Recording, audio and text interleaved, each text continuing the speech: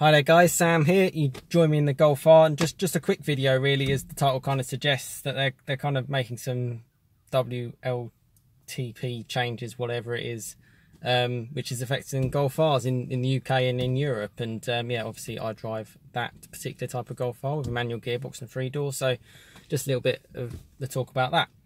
So yeah, first of all, just to note, this is my first video. I'm not actually filming on my GoPro. I'm actually filming on my Samsung Galaxy S8. So people who are subscribed to my channel, if you can give me feedback on that, if you think this looks like a better quality, better sounding video, let me know. It's actually because I can't find my GoPro at the moment, no any particular reason, but just, yeah, let me know your thoughts on that. Yeah, so not a particularly long video, no driving or anything. I'm just in the Golf R. Yeah, just enjoying it as well. Big match tonight, so I thought I would do a video before then, because to be honest, who knows what will happen.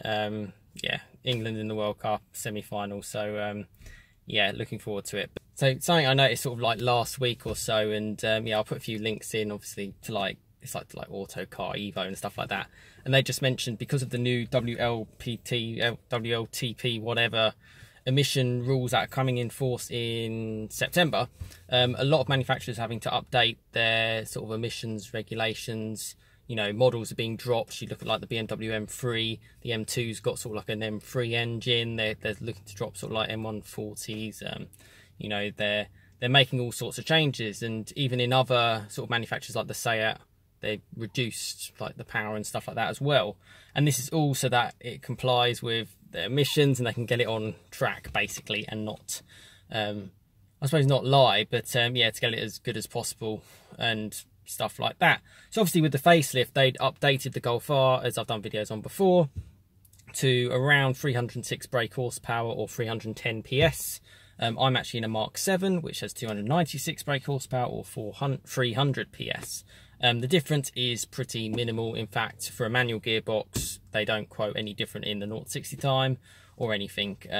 Well, they do, yeah, they literally don't quote really anything different. I think they do actually quote the MPG to be worse. I think I've seen stuff around 37.7, whereas this, it says 39.5. Obviously, maybe that's to do with it. Emissions obviously go a little bit worse. So that's obviously not great. I know in other countries like Australia and all sorts, they have all sorts of difference in terms of engine sort of amount of power it can produce, and I think that the Golf R is like 280 or something. It could even be less. I think I've seen a video or something on that before. So obviously that's a bit of a change. It kind of makes it actually more in line with my Golf R, actually, the Mk7. So yeah, that's cool. So that's the one thing on power. The other thing that they're changing is in the UK and Europe is they're actually dropping the manual gearbox. So if you go onto VW configurator, you can no longer order a car with a manual gearbox, a Golf R. You have to get a DSG. That tells me obviously they're looking forward to the new Golf R coming forward, and they're also obviously, you know, it's not a big as popular seller as a DSG, fair enough, but you know, I still see, you know, go to plenty of car events and stuff like that. I'm Goodwood Festival Speed this weekend. I see plenty of Golf Rs with manual gearbox. So I still think it's something that people would want. You know, if you're looking on the market today for a hyper hatch and you want it to be maybe a little bit more sedate and comfortable, but you still want that engagement, you know, I don't know if you're going to look at a Civic Type R with a manual gearbox because of the looks of the car. I don't think you're going to look at a Focus RS with a manual gearbox because maybe it's that little bit too hardcore.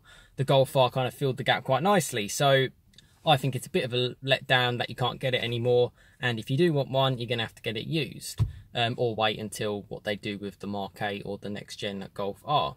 So that's a bit of a shame. And yeah, something which they've decided to do. I think that's more to do with demand rather than emissions, but also emissions are obviously better in a DSG car.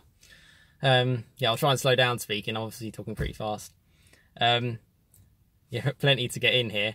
The other thing that they're changing is you can't get a 3-door anymore. This is apparently what's being done. You can only get a 5-door DSG. So you can't even get a 3-door DSG. So they're dropping the 3-door. Obviously, mine's a manual, mine's a 3-door. And again, I see a lot of Golf Rs 3-door. I think it personally looks a bit better, particularly for the Golf R. yeah, and they're dropping that as well, and I can kind of understand that a little bit more, because obviously, you know, the age of the 3-door car is kind of coming to an end. It just seems like, you know, 5-door makes more sense, it's more practical, it's probably the car majority of people are going to buy. The cost savings are not really massive between a 3-door and a 5-door in general for what you're getting, all those kind of things. So they're dropping that. And yeah, that's basically it really. So obviously I drive a 3-door Golf R manual. You can't really get a 3-door Golf R manual anymore, so that is sort of gone. I certainly enjoy mine, as you've seen my videos on it, and I will continue to do so. But that's just the updated changes from sort of new laws and emission regulations that have come into place. And I thought I'd share that with you if you didn't know, and I'll put some links below which give far more detailed information than my sort of 5-10 minute video on it. And that's really it. As for the Golf R, running really well. Enjoying the warm weather, actually, really enjoying it. The car's getting up to temperature a lot more, which means you can kind of get on it a little bit more. Traction off. I've probably had some of my most fun drives in this car, to be fair. Sadly not on video for you guys, but just in general, yeah, being pretty special actually, and enjoying it lots. But yeah, let me know your thoughts on what you think about the regulations, and if it's really going to affect you, if you're buying a new Golf R, how it's going to affect you, because I think current orders are going to get changed apparently. So that's interesting to know. Final thing, one question actually, which I have for you guys, people who own Golf Rs, something that I've never really been able to find out too much about, or maybe I haven't looked in the right areas.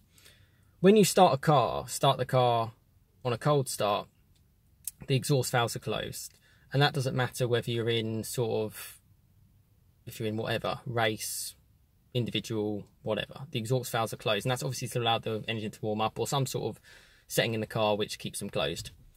What I want to know is, you know, does the exhaust valve open automatically at some point as you're sort of driving along, say after like a minute or two, or is it a case that in order to get the valves open you have to switch it like off race and back on, or, you know, to race and back to individual to get the exhaust valves open?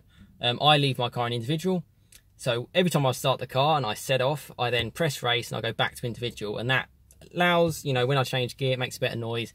It's, you know, it's more crackles and pops.